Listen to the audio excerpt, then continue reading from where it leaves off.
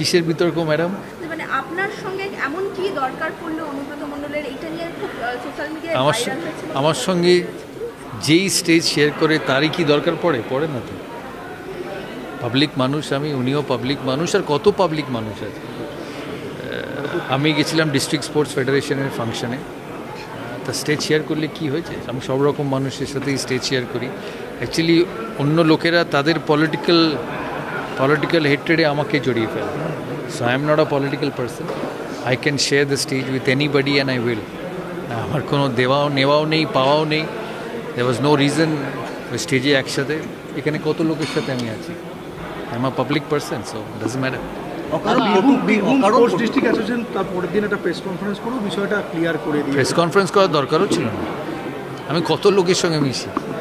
না, অকারণ একটা বলা হয় সৌরভ গাঙ্গুলি সফট টার্গেট হয়ে যাচ্ছে মানুষের কাছে, অকারণ তাকে নিয়ে সৌরভ গাঙ্গুলি আমি বদরও করি না কে টার্গেট করলো, কিসের টার্গেট, এরকম একটা ঘটনা, কোন ঘটনা? এরকম একটা ঘটনা, অন্য প্রশ্ন জিজ্ঞেস করো, অন্য কিছু না, এই প্রশ্নের উত্তর আমার কাছে নেই। ঘটনা, এটাকে কি বলবো, এটা কি বাংলার সংস্কৃতি? আমার এইসব প্রশ্নের উত্তর নেই। তুমি হ্যাঁ খেলা